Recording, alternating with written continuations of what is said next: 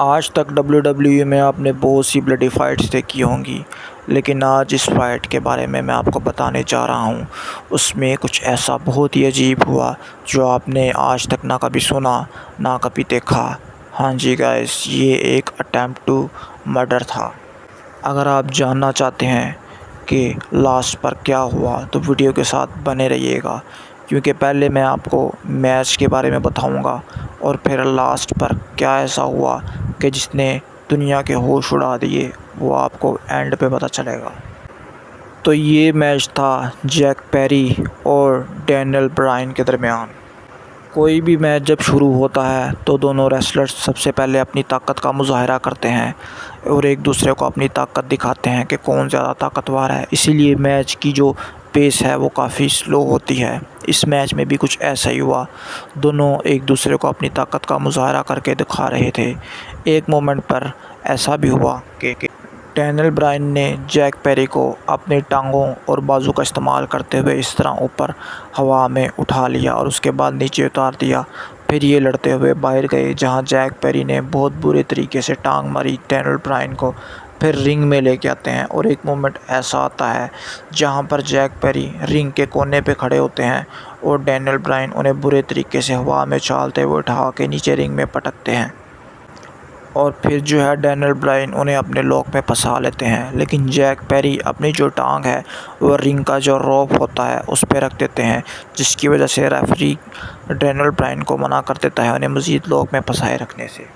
उसके बाद दोबारा ये रिंग से बाहर जाते हैं, जहां डैनियल ब्रायन दोबारा उठा के पटकते हैं जैक पेरी को बुरी तरह से रिंग के बाहर है।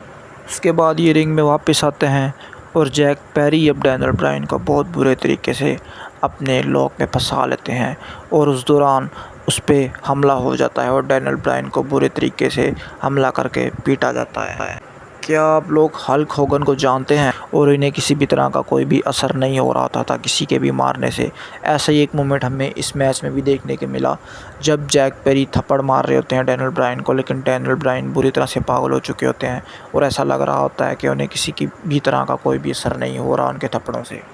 और यही वो मोमेंट था जहां डैनियल ब्रायन अपनी जीत की तरफ जा रहे थे। फिर उन्होंने जैक पेरी पे कुछ मूव्स लगाए और मूव्स लगा लेने के बाद वो इस मैच में जीत गए।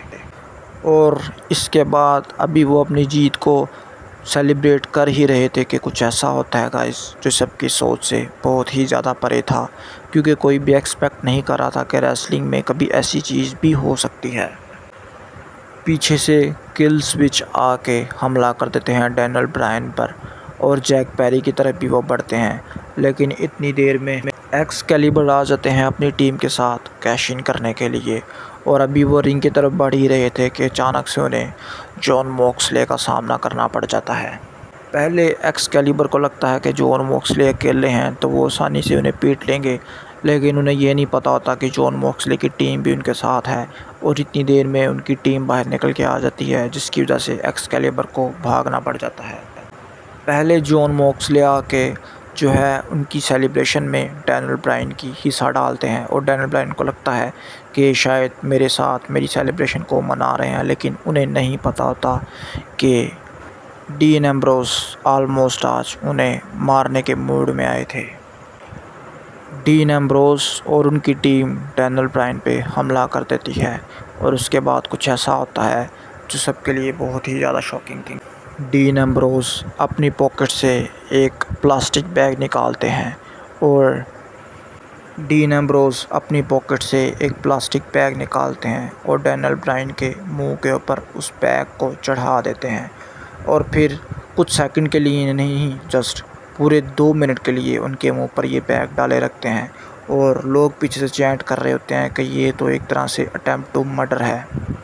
डैनियल ब्रायन का सांस घुटने लगता है और फिर वो उनको वहीं पे छोड़ के चले जाते हैं। फिर मेडिकल टीम आती है और उनको आकर ऑक्सीजन लगाती है और अपने साथ ट्रीटमेंट के लिए ले जाती है। आपका इस बारे में गाइस क्या कहना है? क्या आपको लगता है कि ये अटेम्प्ट टू मर्डर था? और क्या इस तरह का कंटेंट हमें रेसलिंग वर्ल्ड को दिखाना चाहिए या नहीं दिखाना चाहिए?